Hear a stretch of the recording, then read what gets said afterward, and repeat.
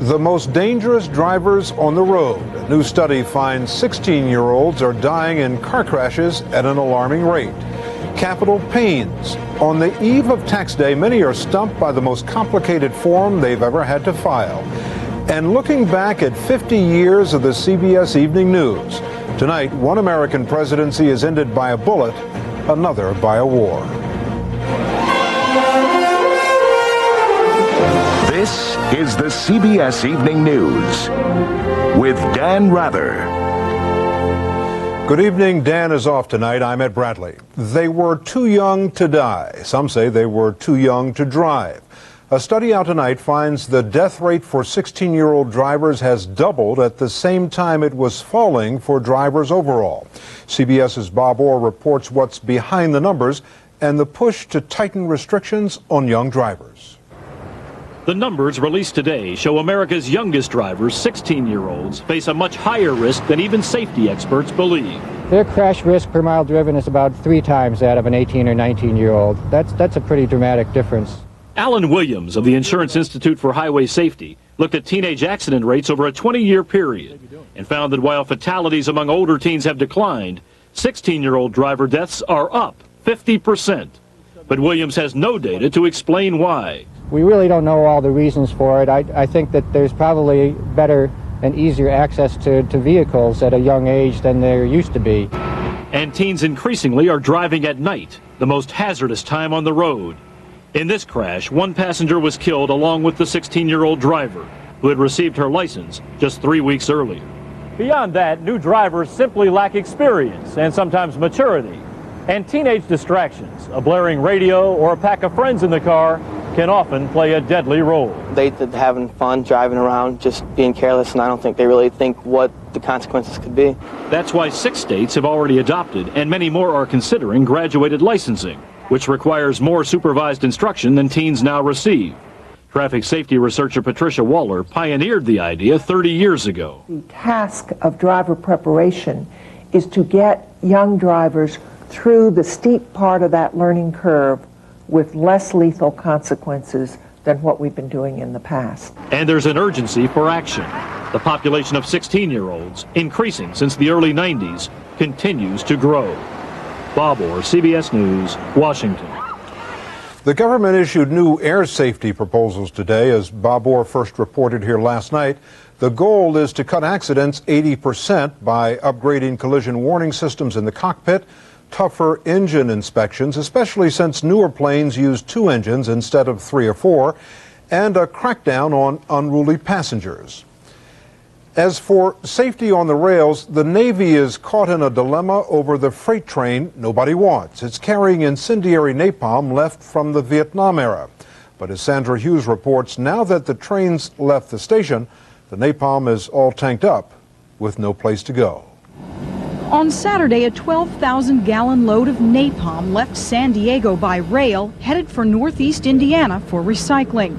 It's part of a 23 million-pound arsenal of the toxic chemical left over from the Vietnam War, used to defoliate trees and burn villages. Now heading east to the relief of California residents. Finally, after all these years, to finally get a shipment out and headed out for recycling is great. But not so great for the Navy. The company that was supposed to dispose of the napalm is backing out of its contract because of community pressure. It's the name napalm. I mean, people don't differentiate that from Agent Orange or nerve gas. It's the perception. Even though it's had a change of heart, the recycling company still insists that transport and disposal of the napalm is safer than handling gasoline. The train carrying the chemical is still en route. It's already gone from California through New Mexico and is heading across Texas and eventually up into Illinois and East Chicago, Indiana. Why would they feel they need to ship napalm across the country, and why not find a contractor or processor right in the San Diego area? But the Navy says it's not that easy. There aren't that many companies able to recycle that much napalm. Now, with less than a week to go before the train arrives in Indiana, the Navy says it hasn't decided what to do. Find a place to store the napalm or turn it around and send it back. Sandra Hughes, CBS News, Los Angeles. In the CBS Market Watch, another milestone on Wall Street. The Dow gained 97 points to close above 9,100 for the first time. Stocks got a boost from a report that inflation this year is running at just 0.2%. One reason, falling gasoline prices. The government says the nationwide average for unleaded regular is now below $1.03 a gallon. For millions of investors who shared in Wall Street's bull market, the bill's about to come due. The deadline for filing income tax returns is tomorrow night. And Ray Brady reports there's a new complication this year. At tax preparation offices around the country, it's April 14th, and the clock is ticking. Excedrin time for millions of taxpayers. This is too complicated for me. It gives me a headache. But for some 5 million middle-income Americans, already stressed from audits and mountains of paperwork, an even bigger headache looms. Schedule D, also known to tax pros as Killer D. Congress has lowered the capital gains tax. But if you're telling the IRS you made money selling stocks or a house last year, you may wish you hadn't. The pain from that profit could drive you to seek professional help. You've had clients who've tried to do their own Schedule D. What do they say to you? This year they can't. They just can't do it this year. Help! Help! They're screaming. No wonder. Last year, one line to report capital gains. This year, meet Killer D. 54 lines to fill out with 3 different rates, depending on when you bought and sold. Go to Part 3, which is the summary of Parts 1 and 2. Steve Mandel's a financial manager. Even he fell victim to Killer D. Income tax this year was a disaster. It took an immense amount of time to figure out that I didn't know what I was doing. If Steve Mandel has a problem with Schedule D, so does the IRS. It's had to send back 1 million returns. Taxpayers were so confused by the new form, they simply didn't include it with their 1040. The IRS estimates that the average taxpayer takes 12 hours to fill out Schedule D. As one tax preparer put it, Schedule D's a killer because it was designed for computers, not for humans. Ray Brady reporting. They say nothing is certain but death and taxes, but later we'll show you a place where most people ignore the tax laws and get away with it. Also still to come, America's oldest astronaut in training. A Pulitzer Prize for a small-town outfit with a big heart. And in our 50th anniversary series, reporting a nation's tragedy. Dallas, Texas, the flash, apparently official, President Kennedy died at 1 p.m. Central Standard Time. 2 o'clock.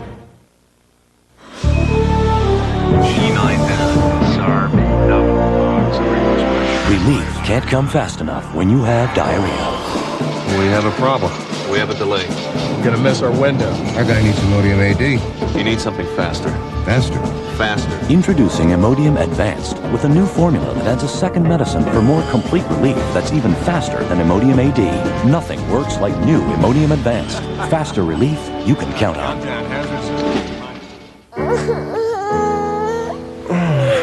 What time is it? It's time. Okay, Tiger, hold on. Time to think about his future. The Equitable, a trusted partner in the U.S. AXA, a global powerhouse with $500 billion under management. AXA and Equitable, the formula for success. Equitable is a member of the global AXA Group. We're number 15 for takeoff, so just... I should have used Preparation H. If you had, you wouldn't be suffering now. Preparation H helps stop itch and further irritation with a soothing layer of protection. I should have used Preparation H. Stops itch, stops irritation. They sprayed us good, huh? Yeah, good. But we'll be okay, huh? I mean, we've been sprayed before, huh, Hank? I can't feel my roots, Hank. I can't feel my roots, Hank. Hank! Roundup, no mercy, no pity, no weeds. President Clinton toured the Johnson Space Center in Houston today. His guide, John Glenn, America's first man in orbit, incumbent U.S. Senator, and currently the country's oldest astronaut in training for a new mission scheduled for launch in October. The Pulitzer Prizes for 1998 were awarded today. Among them, veteran author Philip Roth won his first Pulitzer for fiction for his 22nd novel, American Pastoral. The committee also awarded a special posthumous citation to musical composer George Gershwin. And then there's the Pulitzer Prize winner for public service. Frank Currier has their story. The newspaper staff was bursting with pride. The Grand Forks Herald had just won journalism's most prestigious award. We're thrilled. We're really thrilled. It's great to have the recognition for what we were able to do.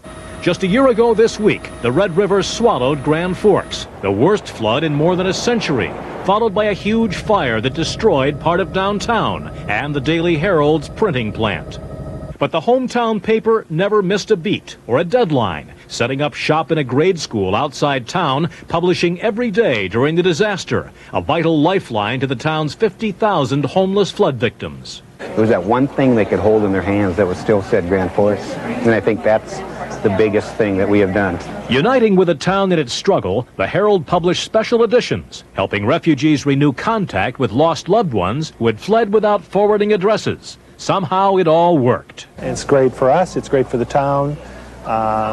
This is a town that fought back, and it's a newspaper that didn't give up. And I think that's what the Pulitzer Prize recognizes. A newspaper whose headline said it best, come hell or high water. Frank Currier, CBS News, Chicago. Tomorrow's Journal of the AMA reports that adverse reactions to drugs are a leading cause of death among U.S. hospital patients. The study found in 1994 an estimated 106,000 people died because of bad reactions to drugs.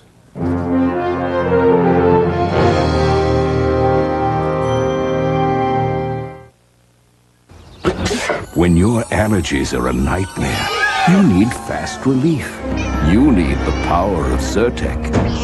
Prescription Zyrtec starts working fast and lasts 24 hours. So when allergies are a nightmare, remember the power of Zyrtec.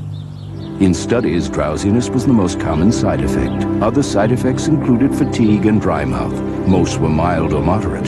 To learn more, ask your doctor or pharmacist.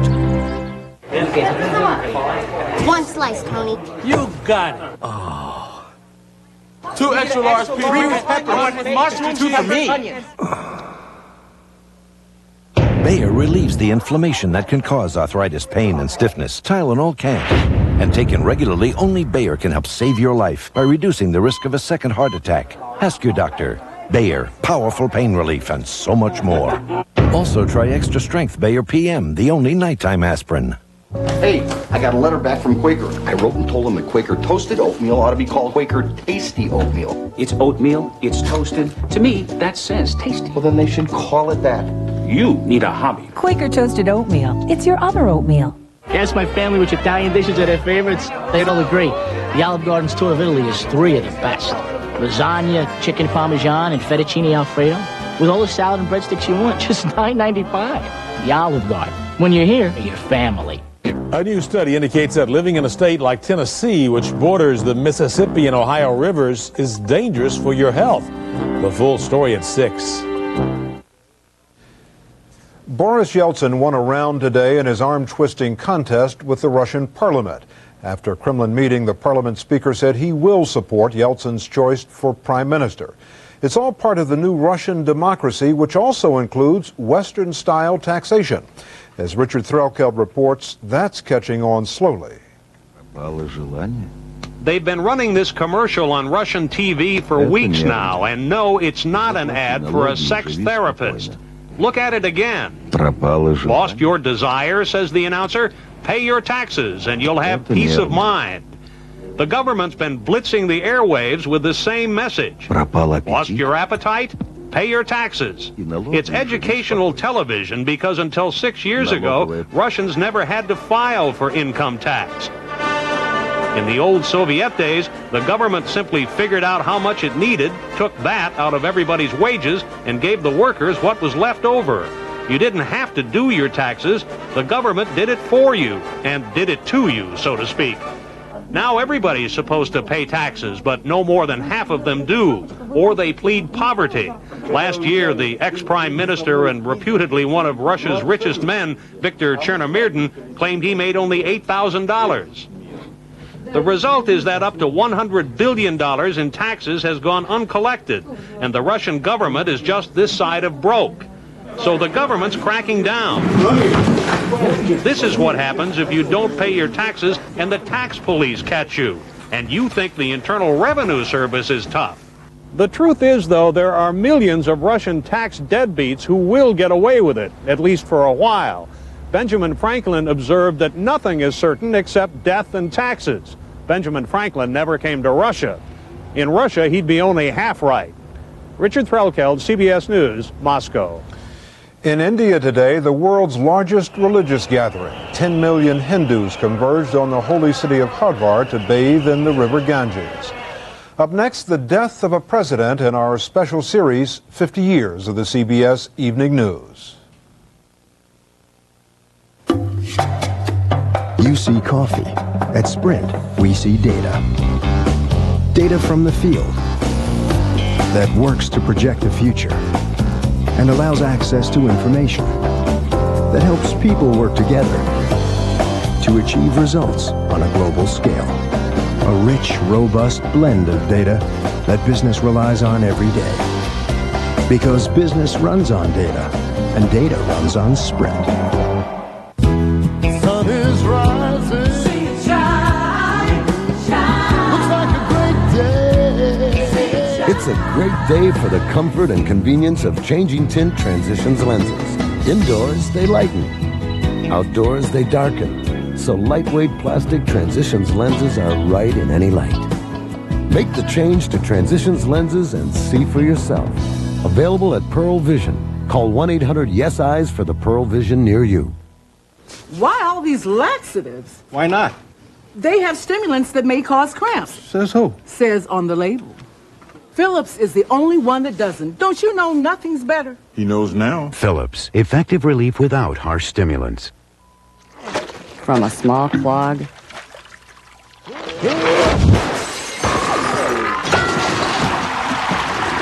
to a major problem. Next time, call a trained Roto-Rooter plumber to fix it. We have a deal. Today, the best opportunities are global, and so are we. We see a huge market developing here. The Equitable, a strong and trusted partner in the U.S. This combination means new growth for both partners. AXA, a global powerhouse in 50 countries with more than $500 billion under management. Here, have a look at the future. AXA and Equitable. Global reach from a trusted friend. Equitable is a member of the Global AXA Group. She was only 14. He was her teacher. Want me to talk dirty to you? He had me convinced I wasn't a child. Did he betray a sacred trust? 48 Hours, Thursday. All this week, we're marking the golden anniversary of the CBS Evening News with a special series on the great moments in history this broadcast has witnessed and reported over the past 50 years. Tonight, the CBS News documentary unit turns back the clock to the turbulent 1960s, a decade of momentous change for the country and for the CBS Evening News. Good evening from our CBS newsroom in New York on this, the first broadcast of network television's first daily half-hour news program. All of us in the news department, and a lot of people not in the news department, thought it was necessary to go to a half hour. 15 minutes was totally inadequate to deliver the news with the responsibility that it is now growing heavier and heavier upon our shoulders. I'm a little ashamed to say this, but I was the one who said, let's stay at 15 minutes. I wasn't sure that we could fill a half hour. Good. I was wrong. It looks like a good I've been wrong a lot. That first half hour, when we went on the air, the President Kennedy, blessed us by giving me an interview. Mr. President, the only hot war we've got running at the moment is, of course, the one in Vietnam, and we've got our difficulties there, quite obviously. I don't think that unless a greater effort is made by the government to win popular support, that the war can be won out there. And barely a couple of months later, one of the major stories of our time was the assassination of the president.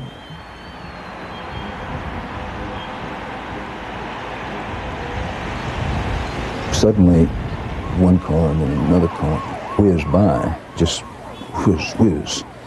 In one the open car, I think that's the president's car. And as soon as I saw the scene on the lawn of the school book depository, there were police out, there were people covering their children, there were people screaming, there were people crying. I did not know what had happened, but I knew something had happened, and this something was big. The White House, please. I was in the newsroom, and a bulletin came in, and it said, Kennedy's been shot and he's been rushed to Parkland Hospital in Dallas. Here is a bulletin from CBS News. This is Walter Cronkite in our newsroom. There has been an attempt on the life of President Kennedy. He was wounded in an automobile driving from Dallas Airport into downtown Dallas, along with Governor Connolly of Texas. They've been taken to Parkland Hospital there, where their condition is as yet unknown. We have not been I got through to Parkland Hospital early before the deluge hit. Began to very quickly be told that, yes, the motorcade had arrived, yes, the president had been hit, yes, the president was dead. The president's dead. There is still no official confirmation of this. However, it's a report from our correspondent, Dan Rather, in Dallas, Texas. They asked me, well, you know, am I sure? And in fact, I told him I was. From Dallas, Texas, the flash, apparently official, President Kennedy died at 1 p.m. Central Standard Time, 2 o'clock Eastern Standard Time, some 38 minutes ago.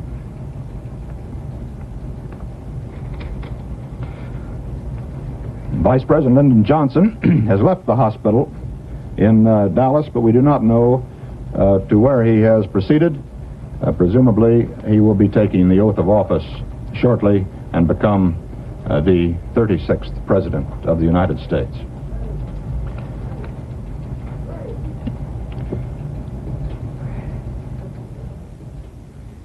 That hit with a blow, and I had to gulp a couple of times to try to avoid breaking into tears.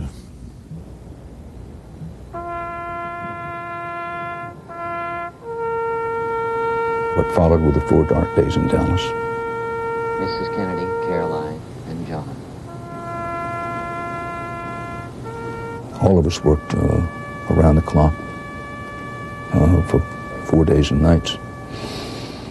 And from time to time, somebody says, well, you know, what were your emotions then? I can truthfully say that, you know, when I first realized that the president was dead, well before the official announcement, when I knew with my own heart and head he was dead, it was like a great hammer to the heart. I just got really focused, got zoned on the story, and just stayed that way for 4 days and nights.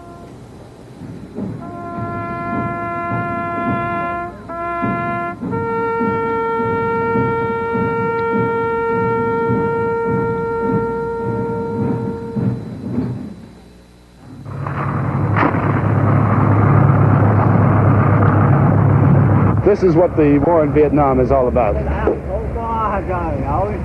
The Marines have burned this old couple's cottage because fire was coming from here. It first appeared that the Marines had been sniped at and that a few houses were made to pay. Shortly after, an officer told me he had orders to go in and level the string of hamlets that surrounds Cam Nhi village. We were warned by the military that it was going to cause a reaction. They tried desperately to stop our using the piece. The day's operation burned down 150 houses, wounded 3 women, killed 1 baby, wounded 1 Marine, and netted these 4 prisoners. 4 old men who could not answer questions put to them in English. 4 old men who had no idea what an ID card was. Morley Safer, CBS News, near the village of Cam Nhi. I shall not seek, and I will not accept the nomination of my party for another term as your president. As we entered 1968 in fairly rapid succession, Dr. Martin Luther King was assassinated, Robert Kennedy was assassinated,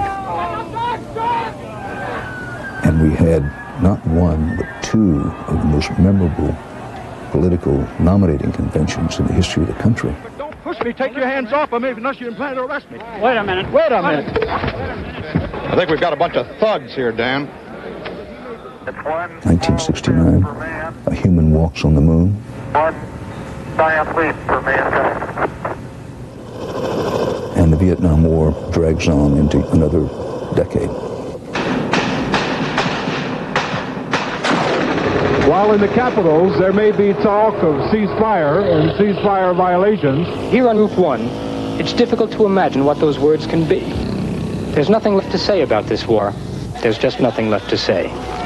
Bob Simon, CBS News, Route 1. One of the tanks has been hit, and the Viet Cong has opened fire on the convoy. We're now firing back and have asked rare support. These frantic efforts were to no avail. The wounded man was dead. I went to Vietnam a young man and came back an old man. In one way or another, I think everybody covered the war could say that.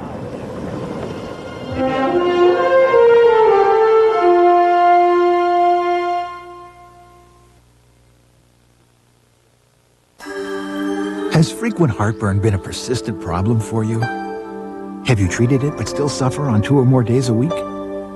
Do you keep getting heartburn even though you've changed your diet? Your heartburn may be due to a potentially serious condition called acid reflux disease.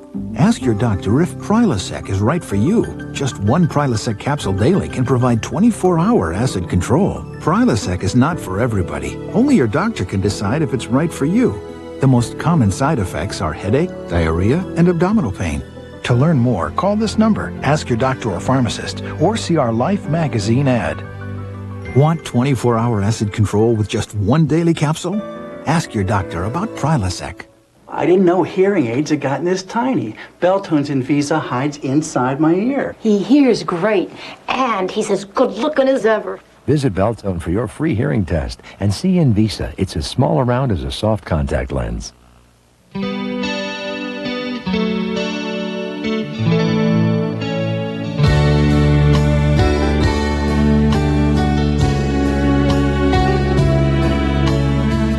With the fresh taste of homemade, Hellman's salad dressing takes any salad and makes it your best.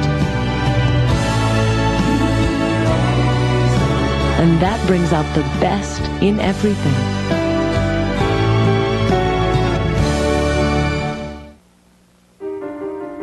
Whether it's Iowa corn, California rice, or Louisiana cotton, John Deere knows a thing or two about harvesting.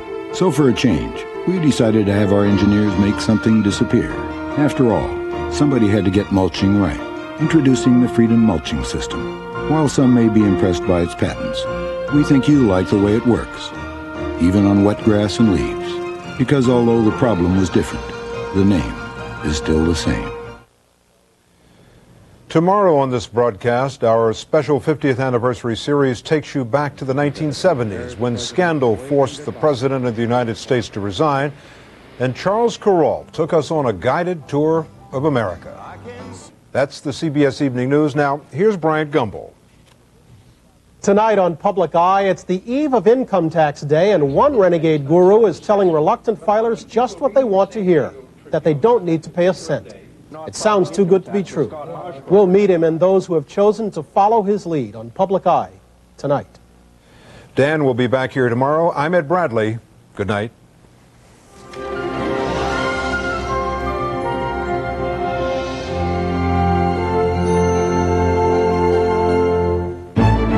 Experience CBS News.